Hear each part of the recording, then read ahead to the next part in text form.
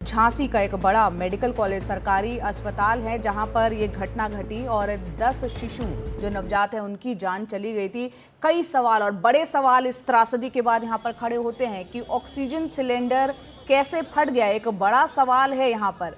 दूसरा एक सवाल ये भी उठता है कि झांसी का जो पुराना अस्पताल है फिर भी आग बुझाने के इंतजाम यहां पर नाकाफी क्यों थे। एक बड़ा अस्पताल होते हुए भी यहां पर जो इंतजाम होने चाहिए आग बुझाने के लिए वो नाकाफी क्यों थे। क्या सिलेंडर की पाइप लगाने के लिए माचिस की तीली जलाई गई तब ये आग भड़की, ये भी एक सवाल उठ रहा है। और एक सवाल ये है कि क्यों 4 साल से एक्सपायर पड़ा था आग बुझाने वाला जो सिलेंडर है जिसका कि जिक्र अभी हम कर रहे थे, और क्या सेफ्टी अलार्म नहीं बजा। अगर ये बचता तो बचाव कार्य जल्द होता, ये भी एक सवाल है कि जब वहां पर आग लगी तो क्या वहां पर सेफ्टी अलार्म नहीं बजा था।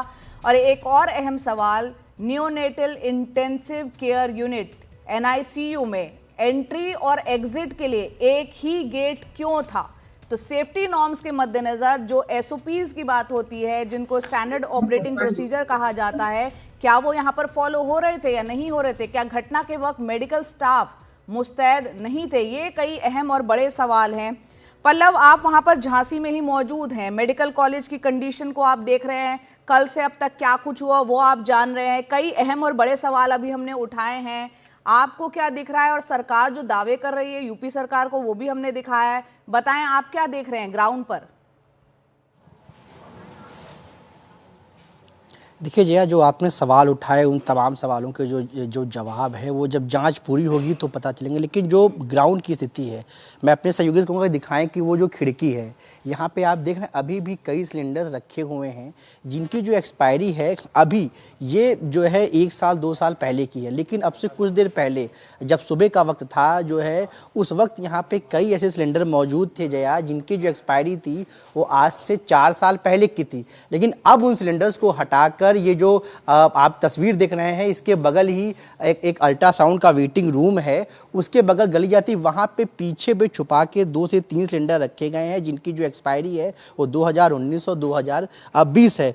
तो तमाम जो यहाँ पे पैरामीटर्स हैं जो SOP फॉलो की जाने चाहिए वो जो है वो फॉलो नहीं की गई है। अब थोड़ा सा अंधेरा है क्योंकि अंदर का जो तमाम सामान रखे थे क्रिटिकल केयर यूनिट में वो जल चुके हैं। लेकिन एक यहाँ पे खिड़की है, हालांकि तस्वीरों से दिखाना संभव नहीं होगा दर्शकों को, लेकिन अगर आपको दिखाएं तो वहाँ पे जो सिर्फ एक गेट है और वो इतना छोटा सा गेट है कि आप समझिए कि जहाँ पे एक बड़ा सा जो वार्ड है जहाँ पे अंदर क्रिटिकल केयर यूनिट है, एक दूसरा यूनिट है, वहाँ से निकलने के लिए सिर्फ एक गेट है। और उसके बाद आपको ये यहाँ पे जो सील किया हुआ है आपको जो दिख रहा है वो यहाँ पर जो है बड़ा सा गेट है। तो जो NNF ने जो तमाम पैरामीटर जो तमाम SOP जारी की थी उसके जो अगर हम मानक देखें तो वो यहाँ पे बड़े अस्पताल में नहीं फॉलो किए गए हैं, जिसके कारण ये एक बड़ा हादसा हुआ है और 10 मासूम नवजात बच्चों की जो है मौत हुई है। और जिसको लेकर जो है हर तरफ चीख पुकार है। जो अस्पताल में उनके तमाम परिजन मौजूद हैं वो बहुत बदहवास है, बहुत बेहोश हैं।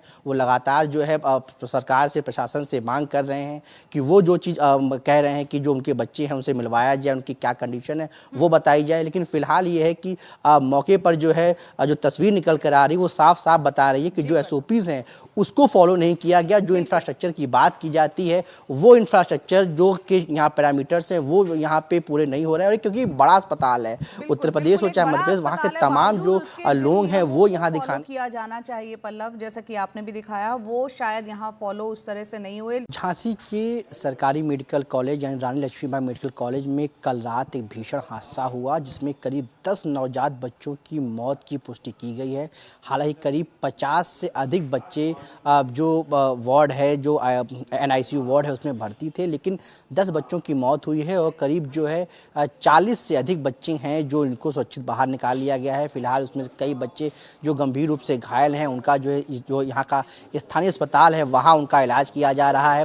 इस पूरे मामले को लेकर जो है जांच के आदेश दे दिए गए हैं। जिला प्रशासन की तरफ से जो CMO है उन्होंने राहत कोष का ऐलान किया। उसके अलावा जो मुख्यमंत्री हैं यूपी के योगी आदित्यनाथ, उन्होंने भी जो मृतक के परिजन को 5 लाख रुपए की देने की राशि का ऐलान किया है और जो घायल हुए हैं उनको 50,000 रुपये राशि देने का ऐलान किया है। मुख्यमंत्री ने कल रात को ही जांच के आदेश दिए, जिसको कहा था कि 12 घंटे में डीआईजी और जो डीएम है वो इसकी जो है कमिश्नर मिलकर जो जांच रिपोर्ट को सौंपेंगे और 12 घंटे में देनी है। आज सुबह यहाँ पर जो राज्य के स्वास्थ्य मंत्री और डिप्टी सीएम ब्रजेश पाठक है वो पहुंचे थे और उन्होंने जो है यहाँ पर जो है पूरे घटनास्थल का जो है दौरा किया और उन्होंने बताया कि 3 प्रकार की जो है वो जांच की जाएगी। एक जांच जो होगी जो स्वास्थ्य विभाग करेगा प्रदेश का, उसके अलावा जो दूसरी जांच होगी वो जो है पुलिस करेगी, इसमें जो फायर ब्रिगेड के अधिकारी हैं वो भी शामिल होंगे और जो तीसरी जांच होगी वो मजिस्ट्रेट स्तर की जो है जांच होगी।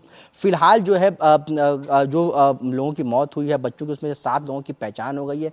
3 जो बुरी तरह से झुलस गए हैं उनकी पहचान नहीं हो पाई है, उनको पहचान करने की जो है कोशिश की जा रही है। लेकिन जिनके जिन बच्चों के जो माता पिता हैं, जिनकी मौत हो गई, जिन बच्चों की, और जो बचे हैं उनके परिजन जो है लगातार बहुत परेशान हैं। उन्होंने जो अस्पताल का जो गेट नंबर 2 है वहाँ पर उन्होंने चक्का जाम कर दिया है और वो नारेबाजी कर रहे हैं। खासकर जो अस्पताल प्रशासन का कहना है कि उनको जो कोई भी जो है सहयोग नहीं दिया जा रहा है। जब कल घटना हुई थी उस दौरान भी उनको जो है वहाँ से भगाया जा रहा था, जिस वजह से अगर वहाँ सहयोग दिया गया होता तो कई मासूम बच्चों की जो है जांच माफ़ कीजिएगा जो स्थिति थी ठीक हो सकती थी, उनकी जान बच सकती थी।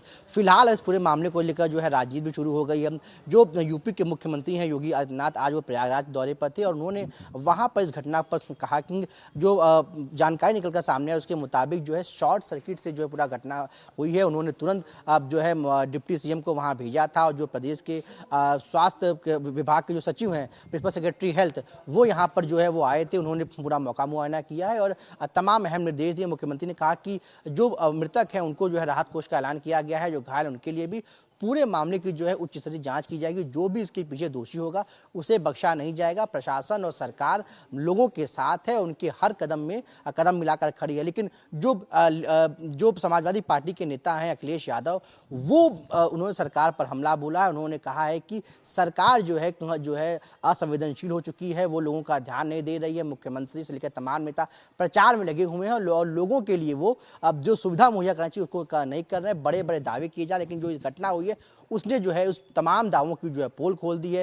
कांग्रेस की जो महासचिव है प्रियंका गांधी, उन्होंने भी सरकार की आलोचना की है और घटना पर दुख जताया है। लेकिन इस पूरी घटना ने जो है जो इस साल दिल्ली में मई के महीने में विवेक विहार के अस्पताल में जो है 7 नवजात बच्चों की मौत हुई थी, उसकी याद दिला दी, जहां पर जो है इस तरह की ही घटना हुई थी। और एक बात जो वहां की सबसे प्रमुख निकल सामने है कि उस घटना के बाद नेशनल न्यूरोनेटोलॉजी फोरम ने जो तमाम गाइडलाइंस जारी किए थे उसको लेकर भी बात सामने आ रही कि उसके जो तमाम पैरामीटर थे उसका भी इस अस्पताल में जो है उसका गाइडलाइन का पालन नहीं किया गया, जिसकी वजह से ये बड़ी चूक मानी जा रही है। जो पूरी घटना हुई है उसकी वजह से हुई है। अब देखना यह है कि जो जांच होगी उसमें क्या निकल कर आता है। जो लोग परेशान हैं क्या उन्हें कोई राहत मिल पाती है या नहीं मिल पाती है। झांसी से अपने सहयोगी विनोद और कैमरा पर्सन सचिन गुप्ता के साथ पल्लव टीवी इंडिया।